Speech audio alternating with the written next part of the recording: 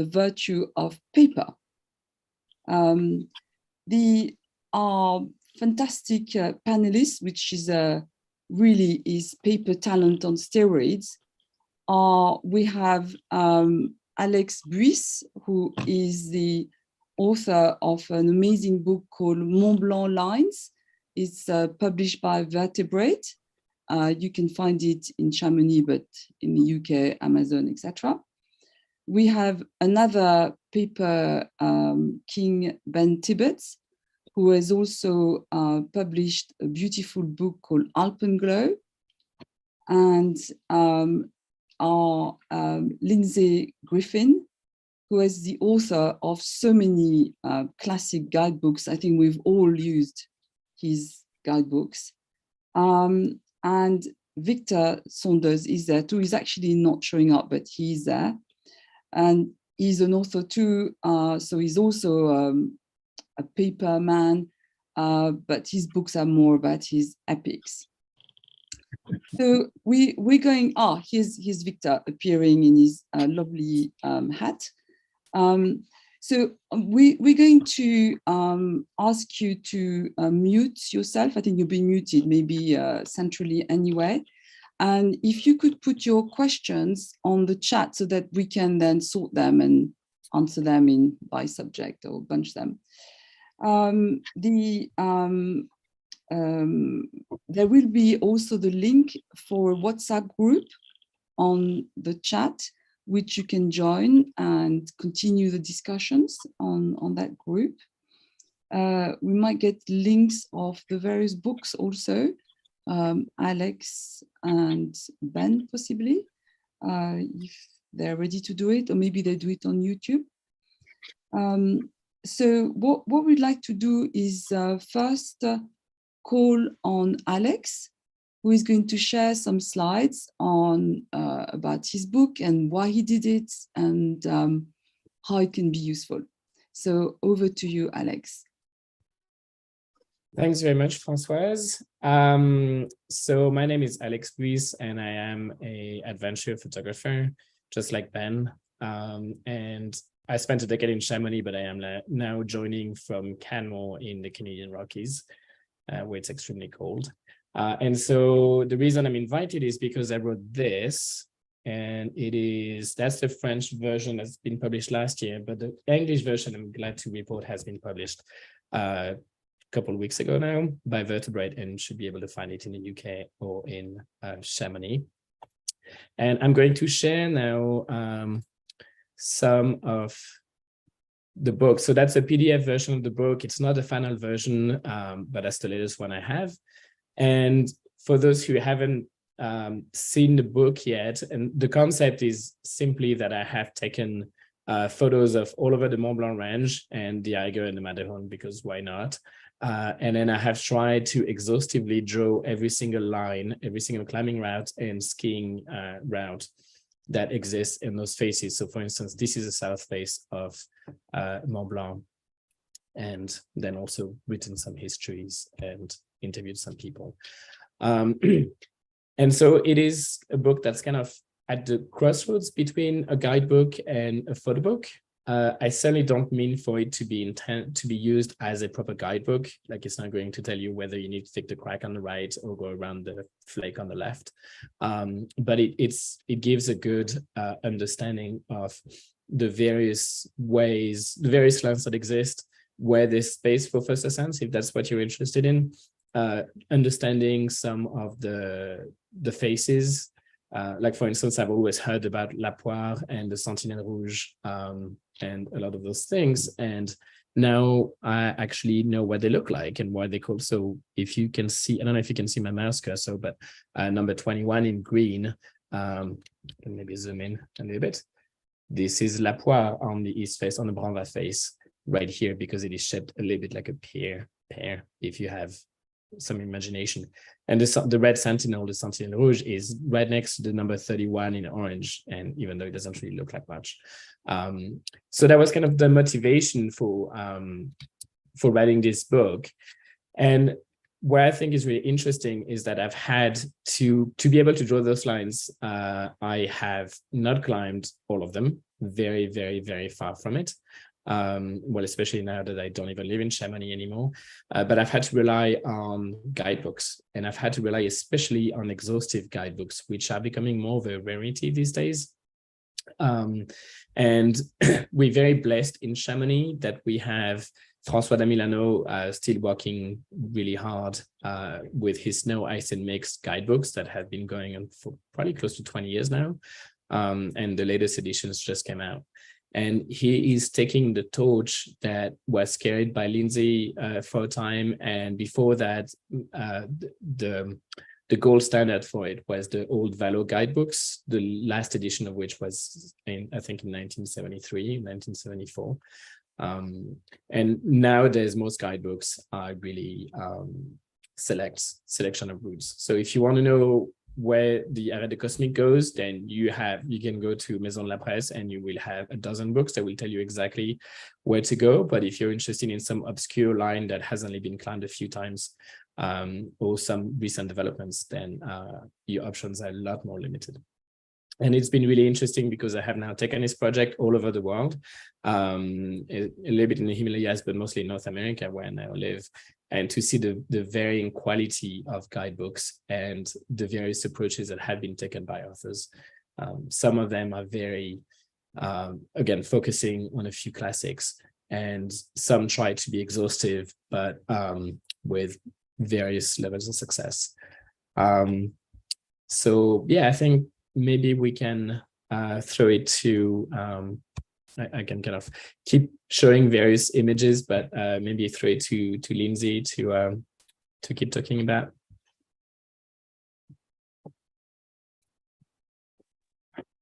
Thank you. Me, if you want. Or... Okay, no. So, look, you can stop sharing the screen, I think. Okay, so I come to this like more than 25 years now after having, anything to do with sort of guidebook publication. So it's real dinosaur stuff, really. And I also come to it as being like completely overwhelmed by the sort of stuff that Ben was doing last week, because the words Griffin and technology are rarely found in the same sentence, actually. So what I wanted to talk briefly about is trying to develop a few questions. What a good guidebook, I think a good guidebook should be something that offers like really authoritative accuracy on the thing that you've chosen to do. It should, get you there, should get you up it, bring you down. And then it should offer real inspiration, which is the thing that makes you choose that objective in the first place.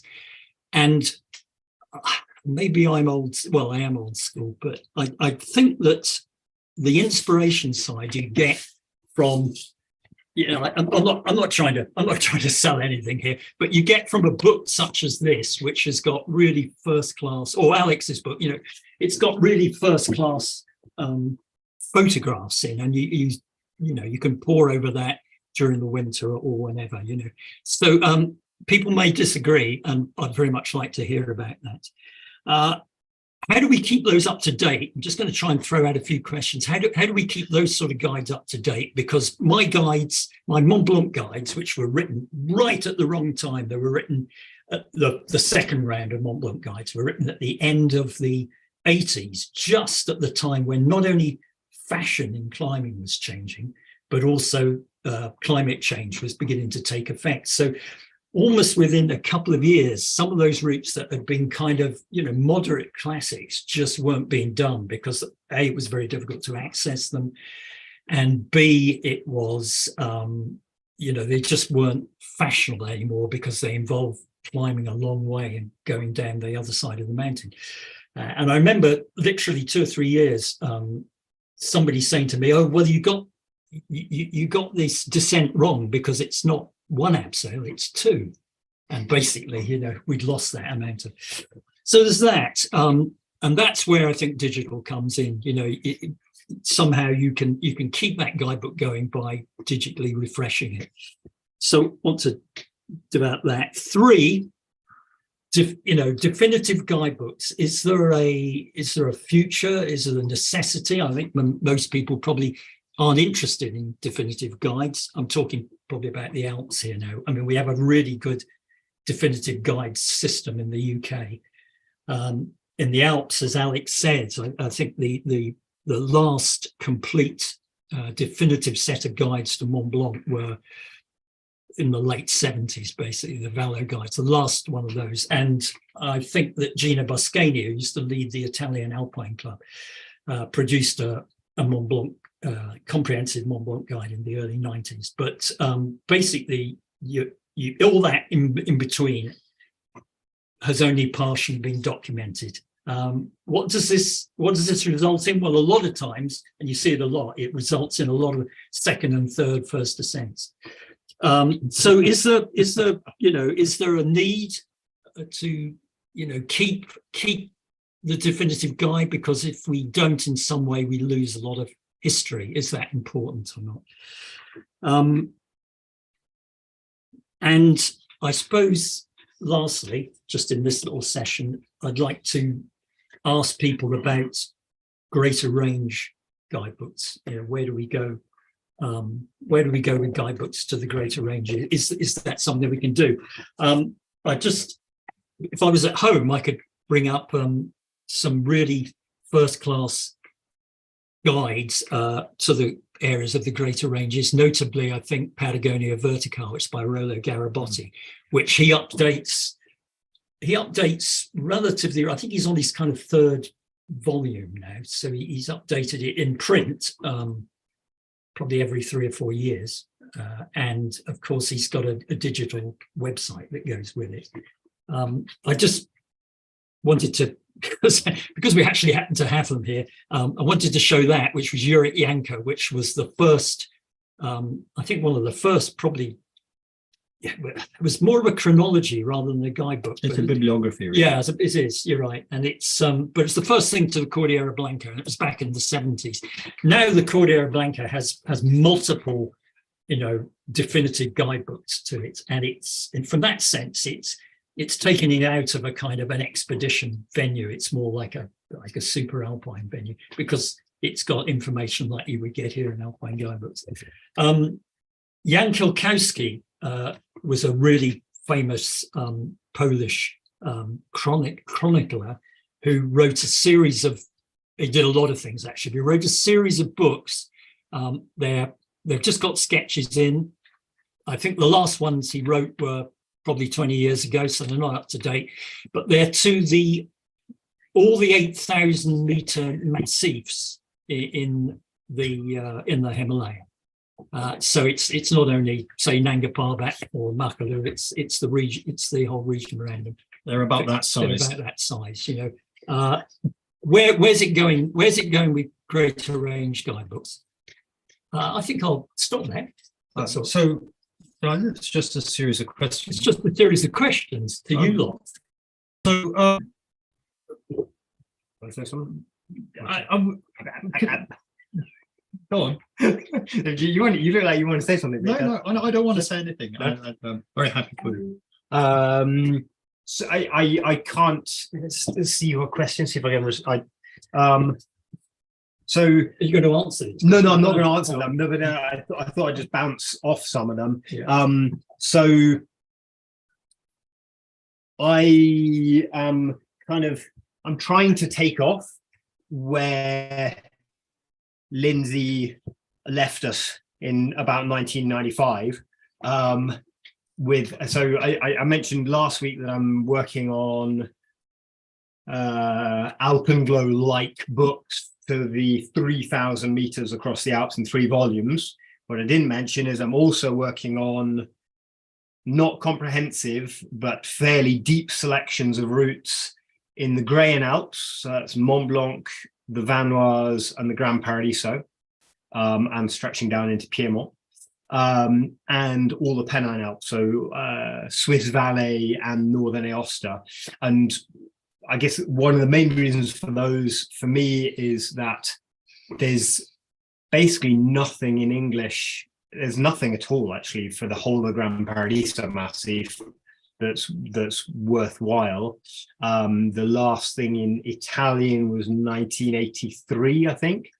Do you mean the last comprehensive thing? Yes, the last Chabot is basically 1942, which was then reprinted in like 67 and then reprinted in like 82, and then there's the Grassi 100 Finest and the Rebuffat series in 82 as well, and then that's it. It's like it's a dead end. There is actually a German little Rother guidebook. Don't need to say anything more about that. So I'm trying to work on these, and these are also going to come out in the next few years. And I'm working on a website and the same information. Definitive. Well, I can't go definitive. What I am trying to respond to though is what Lindsay said about them being accurate and what were your words? Inspirational. Well, yeah, Authoritative. it's authoritative. Yes. Authoritative. So basically, I'm climbing every single route that's in these books, and like flying a drone, so I can immediately, whilst I'm on the route, I can draw on the photo on my phone. I can draw from the drone's image that I just took with the same light conditions the exact way that I'm following, hoping I'm getting the right way. And so not only it'll make a nice paper topper, but it'll also make a nice digital topper that you can zoom really deeply into. So authoritative, hopefully, but only for as long as climate change allows, because so I'm also hoping to keep this series up to date for as long as time allows me on the face of this earth. Who knows how long that'll be. And so I like Rollo's Patagonia. I've never been to Patagonia, but like that topper just astounds me. It is kind of like the gold star of toppos worldwide, I reckon. There's another one in New Zealand that's very good as well. Okay. But that's what I aspire to, is to have a top of that level of authority and detail, and to be able to keep it updated every few years as information changes, as things change. But mine are going to be very selective, because unlike with the Patagonia, it has a lot of routes, but it has a lot less than just the tiny corner of the Western Alps that I'm trying to cover, which, yeah. So I suppose my question was, does it matter? Does definitive matter? Of course it matters, because it'd be really upsetting to do the third first ascent of something. I'm not really at the level to do anything other than like sort of trimming around the edges first ascent of anything nowadays. But like I think the guys that, you know, like your Jeff Merciers, they know whether they're doing a first ascent or not, because they're so in touch with the community, and that they know basically everything that's been done, and they've been watching it. You know, he was in the PGHM, he's watching it from the air, he kind of knows what's going on. And I think the people at the cutting level that are locals do know and have that knowledge. And I think Damilano's doing an incredible job of storing that knowledge, and now he's bringing out the whole rock series. So it's starting to become almost definitive, snow mixed ice and rock. The rock's never going to be definitive, because there's just a near infinite number of routes now. Well, not infinite, but like probably tens of thousands in the Massif. But I think you'd struggle to do a third first ascent in the Mont Blanc Massif, but as soon as you get out of the Mont Blanc Massif, it's like a desert of information, which is sad, and it makes I don't know how Lindsay did what he did, and I'm struggling to do what I'm trying to do with a lot less routes, but in more detail. And sometimes I can't even find what are the best routes to do, because the information's so out of date that I don't even know. Sometimes I'm just going on a whim on a sort of a bit of information on Gulliver.I that maybe this is like a mythical line, and some of them are, and some of them are just piles of choss. And that will hopefully in a few years' time, everyone will be able to experience which are the gems, and I won't even mention the piles of choss. Yeah. Do you think that in the Grand Alps, the lack of information means that there's fewer routes, or do you think that it's just there's still a lot of routes just haven't been recorded, or if you're doing what you think might be a new route with there's absolutely no information on it, is it quite likely that actually it's been done before and just hasn't been recorded? So if you're talking about the Graham sort of the Gran Paradiso side, yeah. I'm not trying to do anything new at all. I'm struggling to do just the best of the historical routes, like nothing probably newer than about 1980. And Grassie's 100 Finest is still a fairly good reference. Some of them have fallen down, but they're mostly still masterpieces of route finding. Yeah, so I'm not trying to do any new routes there. To be honest, compared with the rock quality of the Mont Blanc Massif, there's not so much space for worthwhile lines. Like between the major ridges, there's sometimes space for some good lines, and most of those have been done, and most of them were done still back in the 80s and 90s. Yeah, there's the Rock Paradise. So the rocky stuff. Yeah, so that's Maurizio Aviglia. Yeah. So that's for the rocky stuff. That's really good. But it's now 15 years out of date or so, and he's not going to keep it up to date. But there's definitely not as much potential or space even as the Mont Blanc Massif, which is saturated with routes. But the rock quality is so variable, and once you move into the Vanois, it's like, wow, there's really you've got to really be a local to want to put up new routes there, because there's not a whole lot of amazing rock left to go for, I think. Okay. Do we have questions? Françoise, do we have questions coming up? So I wanted to add also a comment. So I'm been using paper for many years. I love, one aspect I love is the curating from the writer, basically choosing the good line, the quality lines in an area, and I think it's extremely valuable to have this kind of advice. And the other way I've been using paper is actually to know my environment better, to know the plan B. We were discussing this earlier with Lindsay, to know the way out. And I'll give an example. I did the south face of the Petit Juras with Duncan Tunstall many years ago. And we did the ridge, the Bonatti Ridge.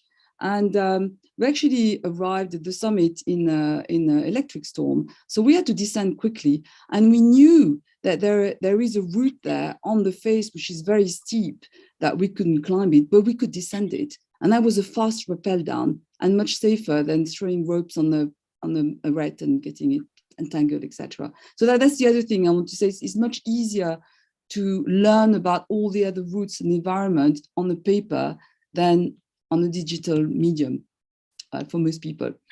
Okay, so sorry. Yeah.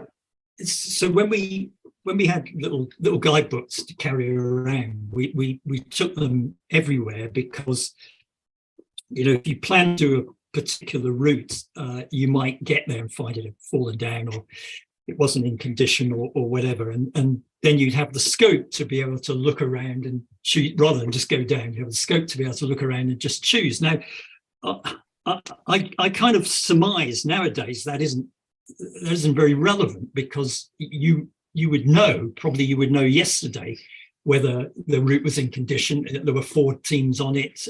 They did it in sort of reasonably good time. No, it hasn't fallen down. So there may not be that need to have a plan B. And I'm kind of directing it as Ben really to make a comment. In the Argentière Basin, the Vallée Blanche, and maybe the south face of Mont Blanc, 100%. Like you can find that information if you know who to ask, and or if you just probe social media, you know where not to go, because if there were 4 teams on it yesterday, there'll be 16 teams on it today. Once you go beyond that, then it's still a desert out there, and so I don't carry a physical guidebook, but I take photos of like whole chapters and of screen grabs of camp to camp and everything I can. So if I want to go around like the north face of Rocky and Era or something, maybe go do the Grassy or whatever, there's a chance there's another team going to be on it, or it might not be in good condition. I definitely want to know where the other lines go if I have to do one of the other lines, and so I'll have all that information, but I have it on my phone nowadays. Sure, yeah, just as photos. So we have an interesting comment from David Mayat. David, if you would like to come on, you unmute yourself and. Yes, I've done that. Thank you. I saw a quotation from the Rockfax man. Somebody, James. I won't say Ron James, because that was the one of the first guidebooks I bought. But it's not Ron James. And he was saying that, and this is a few years ago, he's saying in 10 years' time, there won't be any guidebooks. It'll all be, on your device. And yet I just, I keep on seeing more and more guidebooks being published, because presumably we're buying them. I mean, I can, on my side of the bed, there's 150 to 200 guidebooks within arm's reach. And I'm sure that's the same with lots of people. But there are apps. Ben is somebody that is an advocate. Will apps and guidebooks continue side by side and both flourish? Is the space for both? I guess there is. I think there is, and I think I completely disagree with the Rockfax man, whoever it was, that guidebooks are bound to disappear, because I think there are there's several things that guidebooks are really, really useful for, and that I don't see an app replacing anytime soon. And one of them is, as Lindsay was saying, to be authoritative. When I'm on camp to camp and I read a ride description, I always take it with a huge grain of salt. And I always take it more of a suggestion of where things probably go, rather than, I know that if I'm looking at Snow Ice and Mixed, or if I'm looking at Ben's book on the 4000s, I know that it's going to be a really accurate, at least as long as the mountain hasn't changed. So that's one thing. And the other thing is, as you were saying on the chat, is for inspiration. Having high quality photos and having a way to very quickly understand the structure of a mountain, of a cliff, having a way to kind of live through and get new ideas is something that is not as easy to do on an app or a website. And so for those reasons, I think that guidebooks are really going to stick around for probably ever, I hope. Mm-hmm. Well, I have a supplementary question, perhaps, for the AC people. It's a long time since any AC guides. Are there going to be any more? Okay. Who's that? Is that directed at? It's not directed at me. Lindsay. I'm too old. The only AC guide that we're selling at the moment is Martin Moran's, and my copy of Martin Moran's. I'll see if I can share a screenshot of the sort of comments. I've got. Let me see if I've got a screenshot. Yeah, so I want to share that. And you can see that my copy is marked up with lots and lots and lots of corrections. In this one, for instance, which I did with Ben here, there's so many inaccuracies in that I've just put a line straight through the whole thing and just said that there's just so. Where are we going with this? We're AC guidebook. Well, I'm working on, as well as the Grain Alps and the Pennine Alps, I'm also working on a guide book version of Alpine Club, but it won't be as comprehensive as Martin's. It's just routes I've done, so it's like 130 routes at the moment, and it's in the process. It just needs to rain more, so I spend more time indoors. But it's like there's no point blaming Martin for inaccuracies. There's no way you can climb 500 routes. Well, it's just impossible. So this is dated 2007. And anybody who's lived in Chamonix knows that what's happened since 2007 is really, really consequential. But it's not his fault. It's the approaches have just changed. Yeah, I mean, we did one thing together on using information from camp to camp on the Laupa route. Yeah, and the real approach wasn't on camp to camp either. Yeah, we were like first ascending. Yeah, and not in 1933. we only found the real ascent by seeing other people doing it. Yeah, and making us feel. Yeah, so we can just circling back to Alex's point about apps and guidebooks and inspiration. Yeah, I totally agree. I don't think apps are going to totally take over.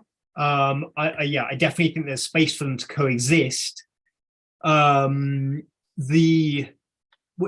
problem with both of these is they're incredibly hard to make a good book, and an app is even more difficult. I would like, and I'm hoping to, put all my information on an app so you can like zoom into these topos like further and further, and you can see yourself in them.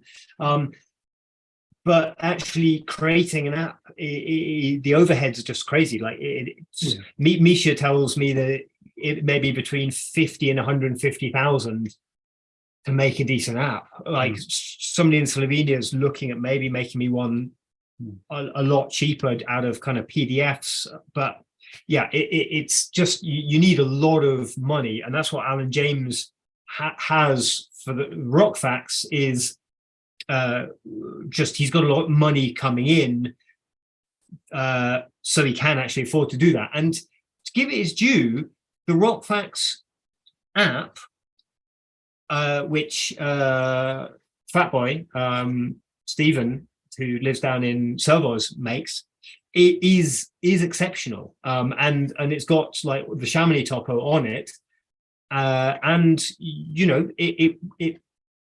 it's pretty damn good. Well, while you're talking about rocks, while you're talking about the Rock Facts app and the and you mentioned FatMaps, there is another app that's Chamonix based, and it's Whimper. And we haven't talked about that, but it's worth mentioning, and we will put a link to that in the chat box or in the WhatsApp group if people. So there's more than one app. There's several apps, and we have basically 3 Chamonix-based apps. We got the Rock Facts, we got FatMaps, and we got Whimper. So it's worth comparing. Right. So I wonder if I could make a contribution from Canada besides Alex. He's only lived here for 5 years, if that. And you're talking a little bit of apples and oranges. You're talking about places where literally thousands, tens of thousands of people in summer and or winter climb in, say, the UK or in the Alps. And an awful lot of people go to the Himalaya. Lots of people go to the Patagonia. We still have range after range in Canada where there is no guidebook. And many of us are very thankful. And where David Jones has produced utterly wonderful definitive guides to the Selkirks and the Rockies over the last 20 years, and they're totally up to date, completely definitive. They have the history, have every line, they're completely researched. It's taken him 20 years, and he's got at least 50 sidekicks who he works through, and we've all suffered with David and done this. And the only definitive list of peaks, say in the St. Elias, which is the third largest glaciated place outside Arctic and Antarctic, is the thing I produced back in '92.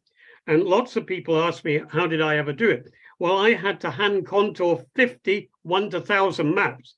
That took me 2 whole winters, and I don't know, 200 or 300 or 400 letters and to different people.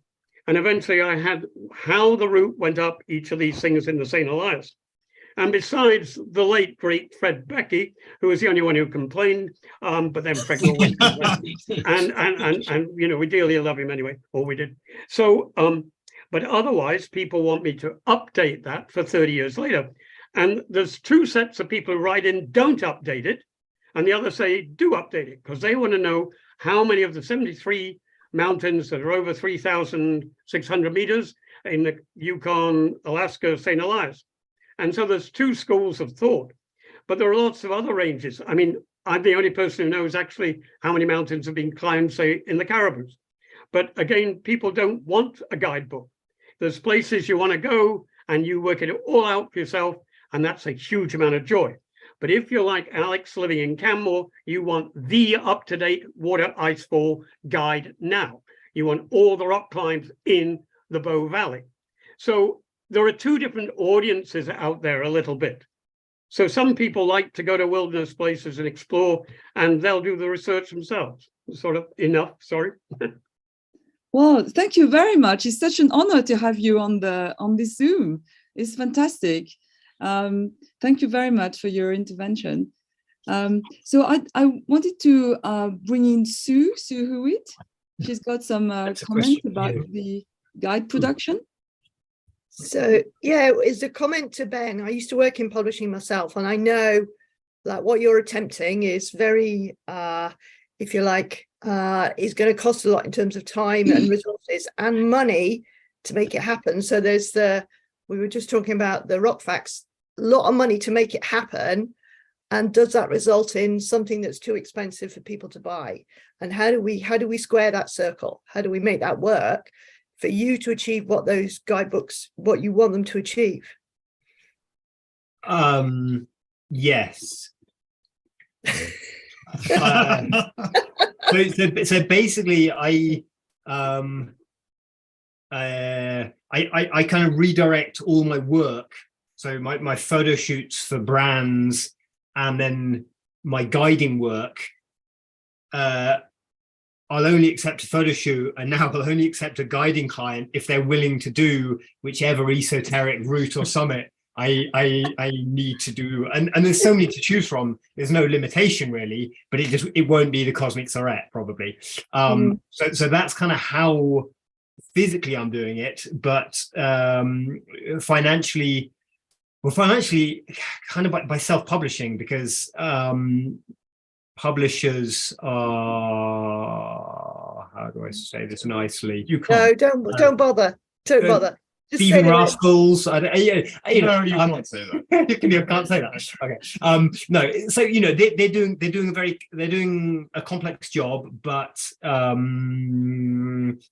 nowadays with a powerful computer, you can basically do most of that yourself.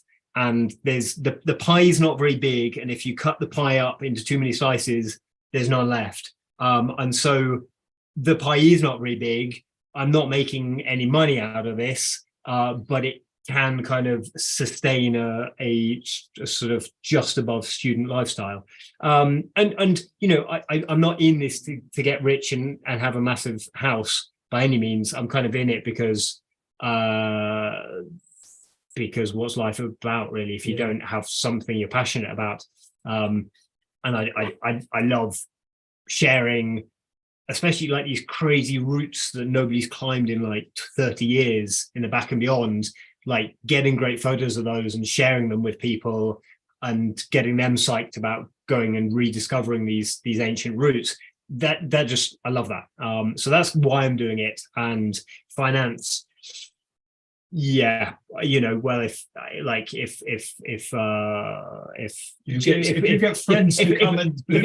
the Gates Foundation want to kind of sign me a blank check, then I'll be all armed. But it's not easy.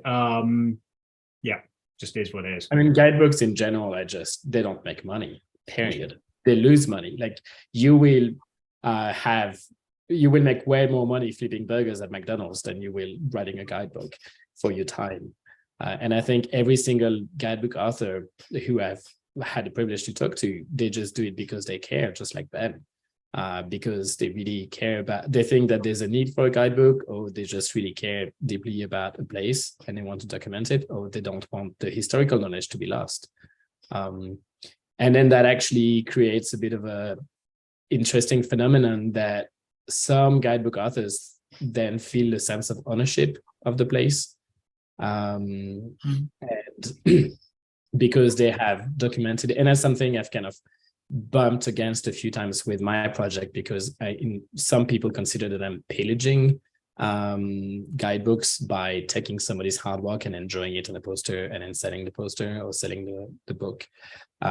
So there's a lot, because there is so little money, and because some guidebooks are also used to fund revolting, especially in the south of France, for instance, like people gather together, and then the money, whatever little money the guidebook makes, doesn't even go to the guidebook author. It actually goes to maintaining and opening new routes and new equipment funds. So then it kind of creates a lot of quote unquote political issues as to who has the right to describe an area and who has the right to use the information in the guidebook. And when you have camp to camp, for instance, apps, or me with my posters coming and then using that information and copying that information to some extent, then yeah, that can create some tensions as well. But I think sorry, go ahead. We leap in. So David Jones's definitive guides, the 3 to the Selkirks, the 4 to the Rockies. Currently, David's about $70,000 in debt. He did have a very rich wife. He doesn't now. So that's bad news. And Bow Valley Rock, Alex, is by a university friend of mine, John Perry. That's $10,000 in debt on that. You don't do it to make money. You've got to lose money really fast. It takes endless time, huge number of friends, and you lose money very quickly. It looks like it's also dangerous for marriage. So we have I must admit, my wife does worry quite what I'm up to. Yeah. So we have on this subject of the economics, I think we've got Tim McLean here, who is the founder of Whimper. So we'd love to call you in, Tim. He's got an interesting suggestion. Tim, are you around? Tim? No. You should be, yeah. Yeah, Tim? Where? Yeah, he's here. He made an interesting comment on the chat. He's not on mute, and I think he's maybe having a problem with his audio. Okay. Well, we can come back to Tim later. Yeah. Okay. So if I don't know, Mike, if you can monitor it with Tim, see when we can, because it'd be really interesting to have him on. I just wanted to make a quick comment about the history. We haven't talked a lot about the history, but I must say I find it incredibly moving when you do a route like the Contamine route on the south face of the Dru, and you find the actual wooden chocks left by Contamine. You know, I think how amazing is it to find these historical finds. So if Tim is not there, there's a question from Mike Eston, I think. Yeah. So Mike, yeah, absolutely. Mike, would you like to come in? If you unmute yourself. Yeah, I'm muted. Yeah, thank okay. you. This is a comment from a very old fart who is welcome. Much more used to climbing on the old Valo guides and the old CAI guides, which were inches thick or an inch thick and would scarcely fit in your hip pocket. Lindsay made the point that these are historical records, and I would like to underline that. That's very, very true. But I worry about this abbreviation that goes on. The selected climbs, which even get focused down to topos. With selected climbs, you don't see all of the possibilities. What sticks in the back of my mind is, well, I'm going back a long way now, the late 1950s, on a route in the Dollies with a CAI book. My colleague was injured in a rock fall, And we managed to traverse off our route and get down due to the fact that we had the comprehensive thick wadge CAI guide with us, which pointed us to some obscure route, which God knows when it had last been done, but it got us off the face and it got us down.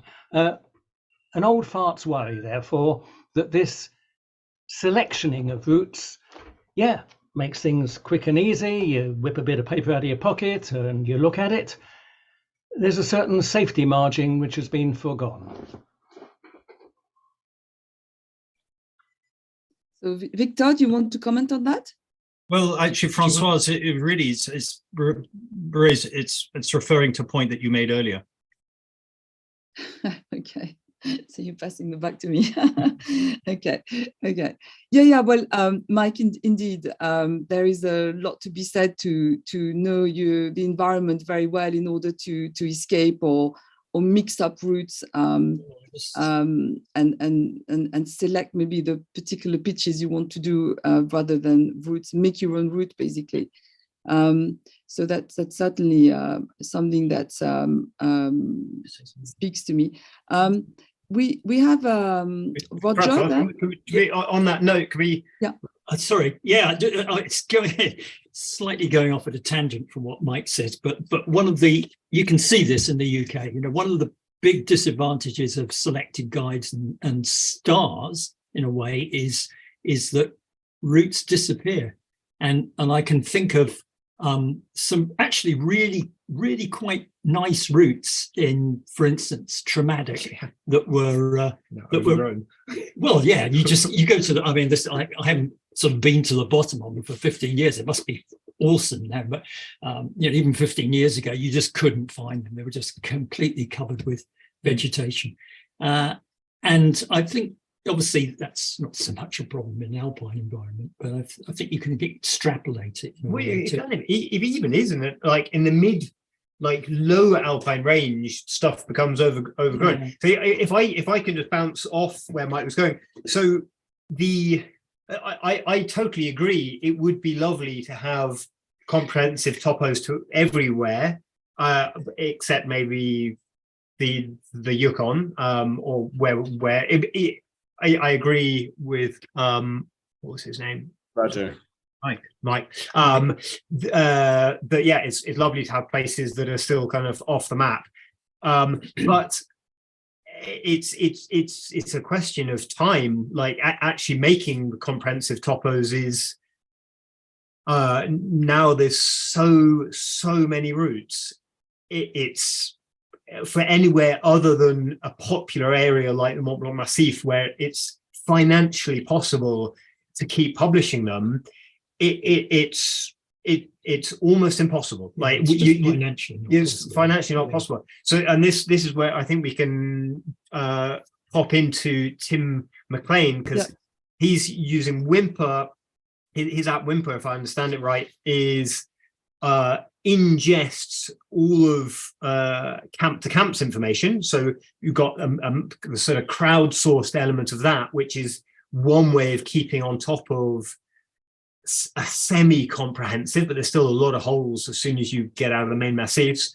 And he's got ingesting commercial topos like Damilano. So let's hear from Tim where he thinks the future of these things are going. Are you here, Tim? Yeah. Can you hear me now? Okay, fantastic. Okay, sorry about the little technical issue before. Hi guys, hi everyone. So I'm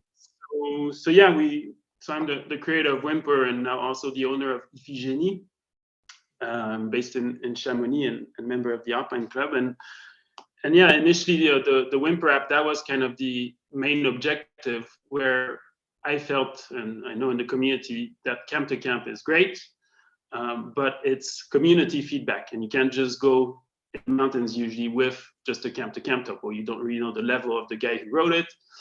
And that's why the idea was to create the link.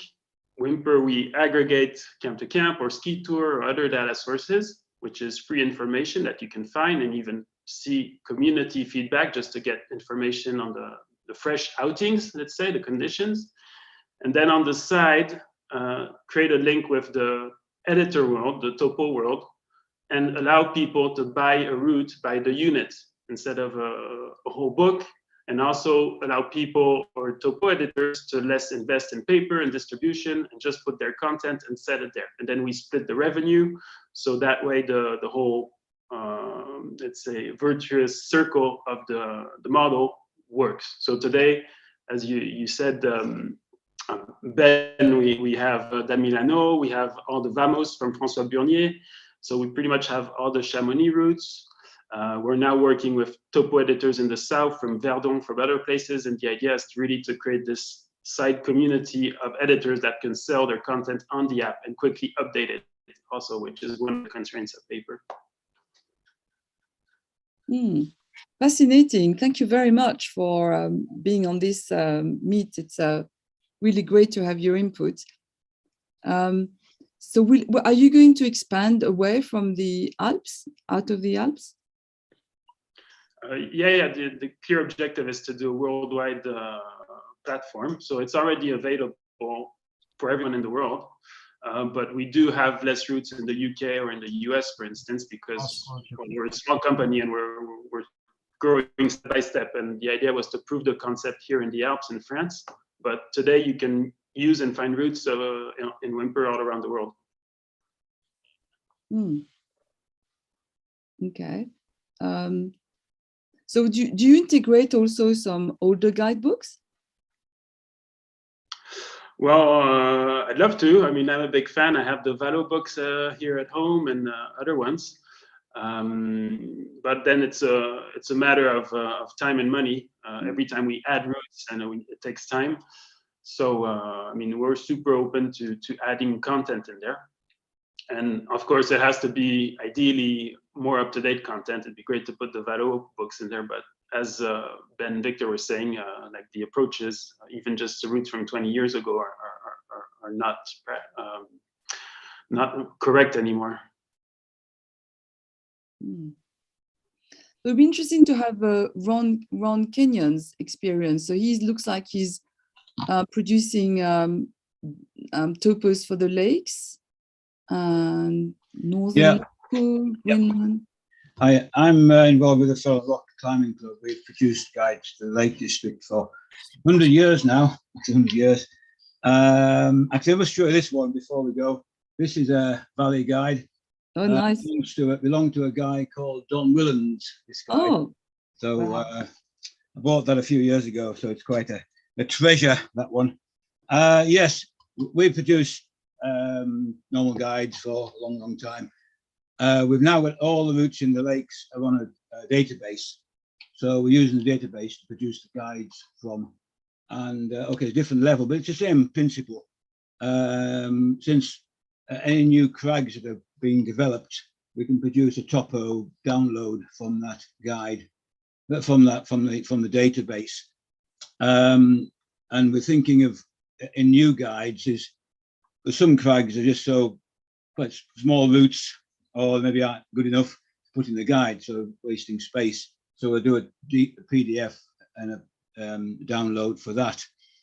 So you still got the actual printed book, although printing costs have rocketed in the last year or so, as you probably all know, and getting quite expensive to do that.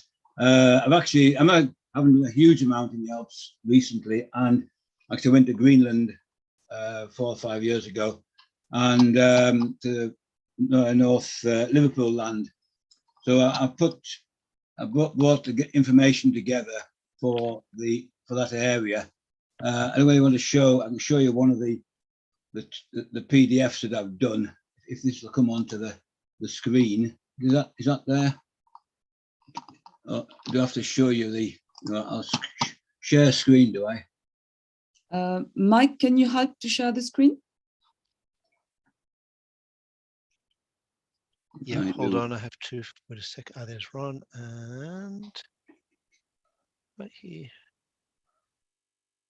You should just be able to share. If you bottom of your screen, there should be a green share screen button. That's it there. So the share screen, and that should hopefully. There we are. Can you see that? Does that come up? Yep, I can see Yeah. that. So that's just one section which I've put on. It's very rudimentary, this, but basically that's one of the peaks that we climbed out there. It shows who Simon Richardson and Mark Robson did them, and Simon did that in 2018. And I named that peak, by the way. Sorry? I'm the one who named that peak. Oh, well done. Excellent. Fantastic. Yeah. So I've got that for the area, which I haven't put out to anywhere else, but it's there. And this is an example of what could be done. So looking at, so the lakes is one level, the Alps is another level, which is much more popular. And then also the greater ranges. I can see Roger's, because Roger's feeling about some people don't want all this. They want to go out and just enjoy what there is out there, and other people want it. So this is just an example of what could be done for, say, the greater ranges area. So that's just really to throw into the equation, if that's of interest. So I think from the Alps point of view, yeah, PDF, there's certainly, I find there's so many routes. How do you put it all into one book? And certainly from the lakes point of view, it becomes a big book and it gets out of date. Having one of these things put up every so often, it's much easier. Interesting with the Whymper idea, they can keep theirs updated as you go along. But I must admit, I do like a book to look at, which is quite, but it is quite handy having all this information. But it does away with all this, I suppose, the pre-investigation and looking at all the journals and all the bits and bobs to try and bring it all together. Well, this in effect brings it all together, which removes a bit of the exploration element of things. Not quite sure how to get out of this, really. Do it down, stop sharing. There we are, yeah. Sorry about that. Okay, that's really interesting. I wanted to ask a question to you and the other people who, we got an amazing array here of people who write topos. It's amazing. What do you always use photos? How about drawings? I remember I have some guidebooks which are done with drawings, which I think are fabulous. They're actually Italian. I think photographs. Yeah, I was thinking very much on a lesser scale, but the Fell Rock side. We used to have a chap called Heaton Cooper used to do the diagrams back in the 50s and 60s, and they were okay when you had 2 or 3 routes on the crag and pretty obvious. And then you got onto Alfie actually did diagrams, and they would look very nice diagrams. Then we got them colour diagrams, which looked even better. But then you get, if you get a good photograph, like you can get a crappy photograph which is in shadow and you can't really make out what is what. But if you get a good photograph, then that is probably better. I must admit, I was on Gogarth as a crag in Wales using a guide which had a diagram on, got totally lost with it. Whereas with a diagram, I had the previous guide actually had a black and white photograph on it, which was much better. So if you got a good photograph, then that's certainly a lot better than a good diagram. Okay. But I think we should ask Ben because he does both, Yeah, and he does right. both amazingly. Yeah, I am. So we three were kind of muttering, thinking in the background. So yeah, I agree. Drawings are definitely beautiful. And yeah, in Alpenglow, I kind of used the drawings to draw topos on, but their accuracy is basically limited by how small your pencil is, and my pencils were like 0.2 millimeters, and each drawing took about 3 weeks. So drawing on photos in the end is just more accurate and less labor intensive. And yeah, drawing a red line or whatever colored lines on a photo is, in the end, I think, more accurate. And then also, if you take into the digital domain, you can zoom in. I think drawings are beautiful. I'm going to carry on doing drawings, but they're more for the aesthetic than for the functionality. I don't know if Alex, if you could throw up that, I don't know if it's possible, if you can throw up that shot of the central pillar of Fresnay in your book. Sure thing. Which Yeah. I just, and maybe home in on it a bit, if that's possible. Because I just thought that was a... Let me share another one then, because that's from the book, but I also have the actual base image that is much, much higher. So the way I do the photos for my posters, unless they're taken from a plane, in which case I don't really have a choice. Here, let me just share my screen there, is I take a really long lens, typically a 500mm lens, and then I take maybe 100 images that I then stitch together, and you can kind of see, that's not even the whole level of details, but you can really get in there. I have the one for Squamish. I can actually see the individual bolts, which really helps. But so then it kind of becomes, the issue I then start to have is what is actually aligned, because if your right hand and your left hand are like 1.5 meters apart, then we start getting into where do I actually draw the line. But yeah, you can see the central pillar in white here to the best of my ability to draw. That's the chandelle right there. And I can show as well El Cap, because that is the most massive. But there is definitely value here in being able to zoom in, as Ben was saying. And why is it posed? Yeah, stop the share and reshare it. Just for a little laugh. So here's El Cap, and El Cap is pretty ridiculous. Oh wait, that's, yeah. And that's not even the full resolution. But this one is probably 5 gigapixels.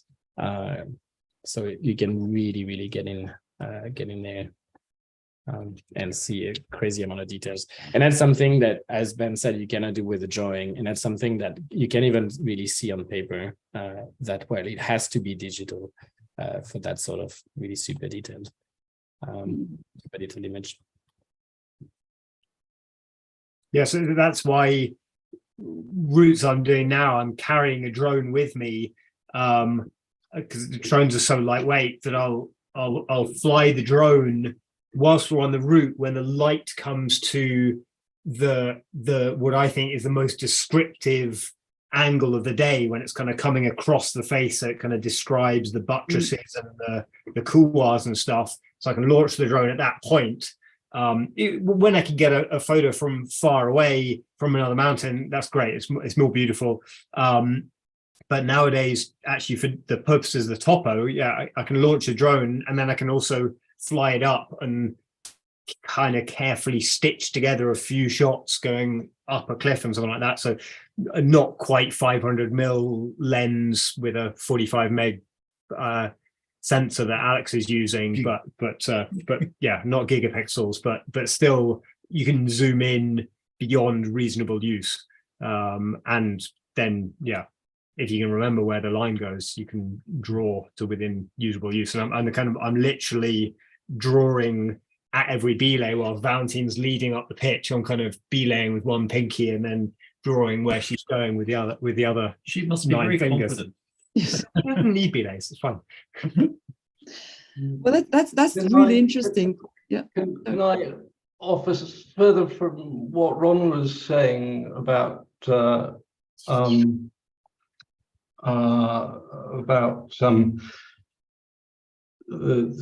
database and the I'd like to say that databases are very powerful, and that they provide a means of doing everything that people want. You can have a definitive record, you can have an archive of everything, not only the current guidebooks, but the historical guidebooks, and you can update them very rapidly, so that you can have a choice of publication streams and a choice of information where you have an archive, a current definitive record, and updates of things that you can make publicly available as the public wishes. It's not, in the UK, it's not really practical to publish comprehensive guides anymore. To give you an idea, the SMC publishes about 13 or 14 guidebooks. The amount of information in one of those, which is the largest, in Northern Highlands North, is 900 pages of Word. Mm. The whole caboodle is about 40,000 routes. So it's impossible to publish completely comprehensive guides in Scotland, except if you choose a very narrow area. There will be some comprehensive guides, but they'll just be for one mountain, for example. The other thing that I'd like to share is that you've been talking about making topos. Now, this might not work for big mountains where you want to zoom in, as Alex showed, right into to get the detail on a big face. But there's now publicly available a very easy and very powerful topo drawing tool, which is really, really easy to use. And it's designed for making climbing topos, and it'll produce topos which are interactive and suitable for digital publishing, and would feed directly into Illustrator if you wanted to use them for print. And the advantage, or one of the things about this, is that, as I say, it's really easy to use. We make it available for people who are submitting new route topos in Scotland, and they all like it, and all the authors like it. And it means that anybody, if they've got a decent photograph, can draw a good topo. They don't need Illustrator, they don't need expensive software. So if anybody's interested in that, I can share the link to how to get to it if you want to have a look. That's really great. Thank you so much. Did we, so I'm just checking all the messages. We have a WhatsApp group now that's is on the chat. There's a link for that. That's good. Yeah, and was there someone we missed in? Yeah, Tim and Ron have spoken. Okay, so I think we're going to round up now for the discussion on the Zoom, and we have to thank our amazing panelists, but also these members who turned up, and who've got so much experience in topos. This is a very typical Alpine Club thing. You think you know it all, you think you've done a new route, but actually there are 3 people who've done it much like 20 years before. That's quite a classic thing happening. Yeah. And this is what makes it lovely. So thank you all. And well, we'll see you for the next series of Tech Talk, taking the legacy of Victor. Right. Can we just put our hands together, unmute yourself and put your hands together for the speakers, please? That's them and Alex. And we've already lost Ben.